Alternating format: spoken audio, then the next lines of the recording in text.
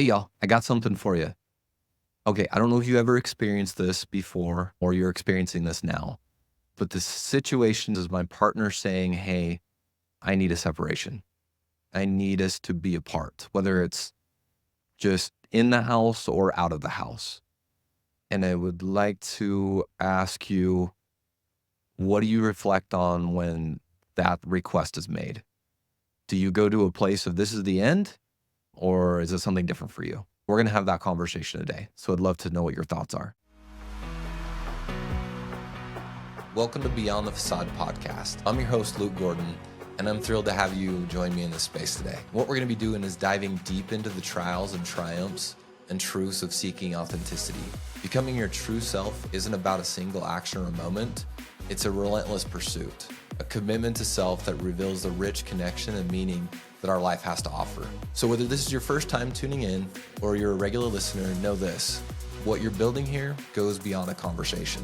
You're here to challenge, to change, and to celebrate the incredible journey of becoming your authentic self. Because when you dare to show up fully, the rewards are immeasurable. So welcome to Beyond the Facade. Let's get started. I have a question for you. What do you think about a spouse that says, hey, we need to separate, or I'm thinking about separation? Hey, maybe you've already had this happen to you. Maybe you know of somebody that's happened to. Maybe you're afraid it might happen to you. You're considering it. So there's something that we're going to talk about today, and I'm excited to talk to you. So I've had a previous recording that I did with Amie Woolsey. She's a coach at Choose Recovery Services. She does phenomenal work. I have so much respect for her. She works with betrayed partners specifically. One of her strengths is really identifying problematic patterns inside of a relationship. And I recognize that with the men that I work with, when their partner goes to see somebody like Amie, I get so excited for them specifically because I recognize stuff's going to start to shift and it's going to feel really scary to begin with. And then it has some opportunities for some real upside, depending on the kind of work that they do in their journey. So I'm excited for you to listen to her speak today because I want to know what comes up for you. And I'd like to just invite you to hopefully you get a nugget or two of something you've never considered about separation, specifically the why behind it, because it really matters. I know that the people that did the betraying, when their spouse says, I need separation, it feels like the end. And we're going to talk about why there could be a different paradigm shift, why there needs to be a paradigm shift or the opportunity for a paradigm shift around the purpose of a separation. So anyway, here we go. So here's what's on my mind today. What's on my mind today, and Amie, this is why I'm so glad that you're here with us, because we work with couples. I'm working with the person that's betraying. You're working with betrayed. We often do this work together and we enter the same space. And they got this thing where men are scared to death because one of the things their partner's asking for is they're asking for a separation. They're asking to have time apart. And it's so scary. They're like, Luke, this is the end. She's asking for it. She doesn't like me. She doesn't want me. She wants to get out. She didn't want it over. Can you provide any clarity for maybe men that are listening to this and that's what they're experiencing? Can you talk to that? I think coming from the perspective of working with the partner, what I am doing is when my client is experiencing activation, when they're emotionally activated because their partner is continuing to injure them in multiple ways, in order for my client to get any sense of reality, real reality, not the reality that her partner was keeping her in with his abusive behaviors and communication, to hide what was happening. So for her to get any sense of real reality, she needs to have space so that she can start connecting to her body.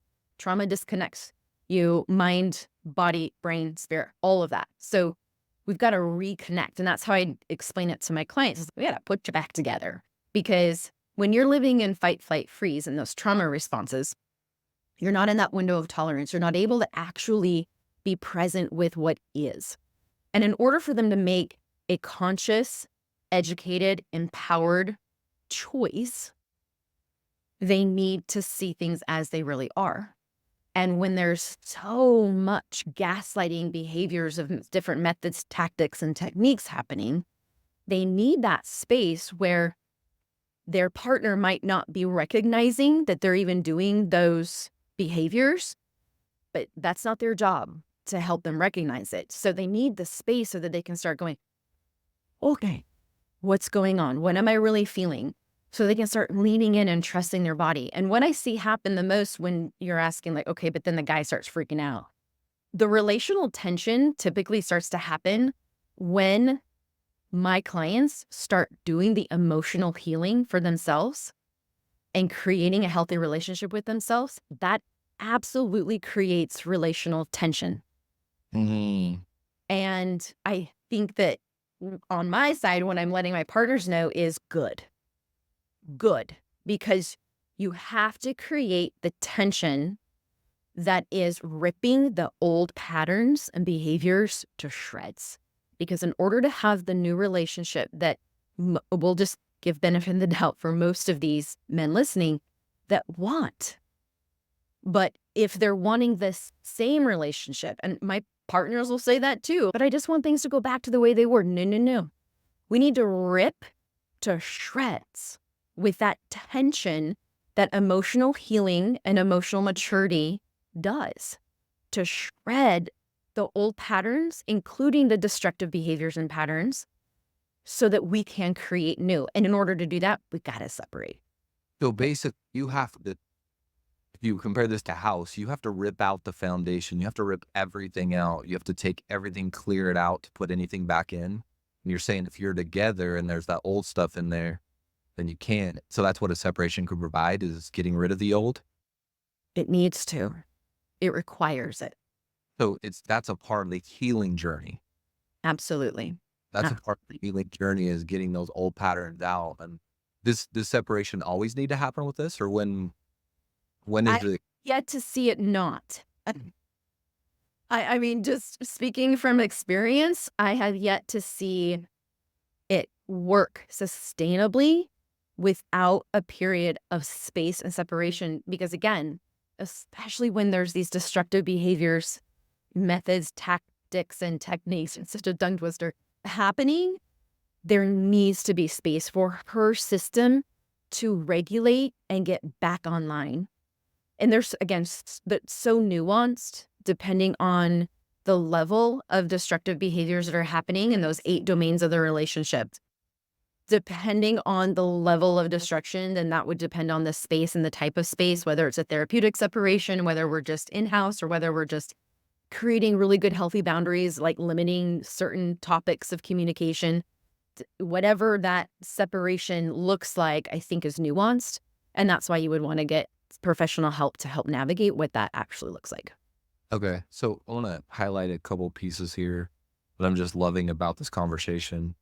For men, I want to bring it on my own experience for the men listening. Is it scared me anytime Alana would separate or create distance from me, because I would lose what I would feel like is the ability for her to see me improve or get better. And those were on my good days, right? On my bad days, I didn't want her to lose sight of me and what I was doing, because I lost control to show her what was happening. Exactly. Exactly. And the analogy that you were talking about before with the house and the roots and kind of like pull up the foundation, you said foundation, my brain said roots. But what you're saying right there, I think is really key, because what we want to look at is that fear that you're talking about that you see men have and that I see women have just as much for different maybe reasons. But either way, that fear is related to your own individual roots, not the relational roots. And that's why we need space, because So, your work requires you to get into your roots. And what okay. happens is the partner is wanting to fix the relational roots and keeps pulling her back in.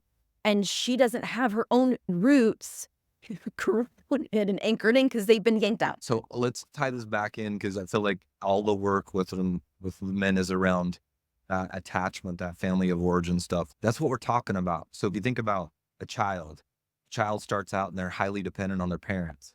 And in a really, really healthy parent creates an environment where they have that independence and they really get sure of themselves and go, I don't need my mom or my dad. I'm good on my own. And then that really healthy, independent teenager that turns into a young adult then finds a relationship and they're really healthy of themselves. So the separation, that's what I loved what you said, Amy. Separation is the roots of the relationship. The separation is about the roots of the individual. And it's so cool. Absolutely. I can't do that with my partner who I've attached to in unhealthy ways. I can't do it. No, and it's not the partner who's been betrayed. It's not her responsibility. I'm going to quote Sarah Morales here. It is not her responsibility to provide the climate that is necessary to grow trust and healing. Yeah. She does not need to be the one to provide this climate in the relationship so that her partner can prove that he is trustworthy and that healing can happen. That has to be his work and his responsibility. It is her sacred responsibility to demand evidence that he is, in fact, doing the work, not just saying the words that have been used against her, that the words that have been used to gaslight her and create this false reality. So she needs to take that space so that she can start looking for the evidence that, as you're working with the men, you're showing them, here's how you can do the work actionably. Yeah. Love that. And just to maybe gross some men out here, my goal is to gross you out of here. I'm going to attempt to. Okay. So think about your whole entire life and think about the relationship dynamics that existed. Who was responsible to create a warm, safe environment for you? Who was? Right? I'm trying to listen to you talk and I'm picturing you thinking about that.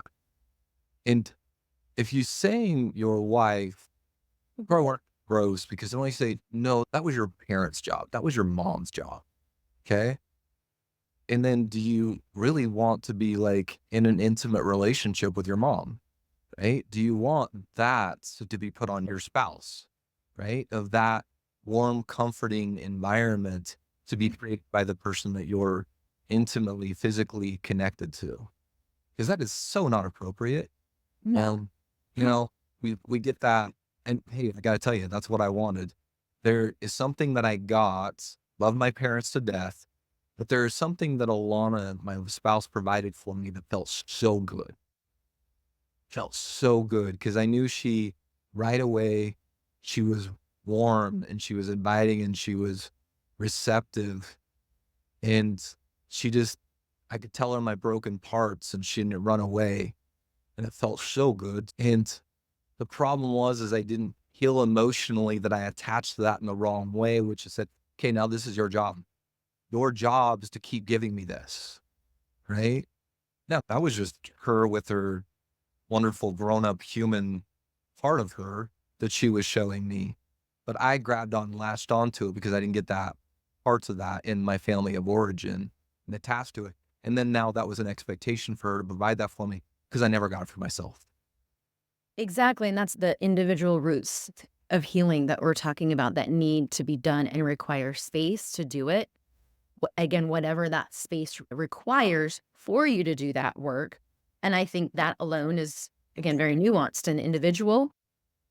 If you're deeply ingrained in that kind of attachment, unhealthy attachment, then it might require a significant amount of space and time so that you can do that individual work. I guess I just want to acknowledge the fear that you're talking about these men having when they do take that space. What if they lose? Again, I hear that on my end too. And what I'll say to my clients is whether you take this space now or not, at some point, time, life will create it for you because it's not sustainable. And that's why you all are here listening to Luke, is that something blew up because the unsustainable connection that isn't healthy is over. So you can continue on this road or you can take the required time to do the work. And, everybody wants the hope that the work that you're doing individually can lead you back together. But it's also a risk that is, I think, your responsibility to take because of the injury that you caused. So good. So good.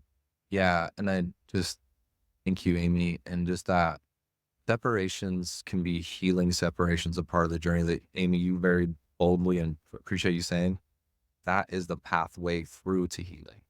The longer I push back and I say to my spouse, no, you can't, we can't have this space, it's going to happen. It's just going to happen with the end of a relationship, or it's Right. going to happen with the building of a new healthy relationship. So Yeah. anyway, thank you so much for joining me. I Yeah. really appreciate Thanks, Luke. Hey, thanks for joining us today. If this is something that you connected with, I'd love to meet with you more and talk about it. So what you can do is go to chooserecoveryservices.com or check the show notes. And there what we can do is set up a quick conversation to meet. Thanks so much for listening to Beyond the Facade, where we unmask the authentic self.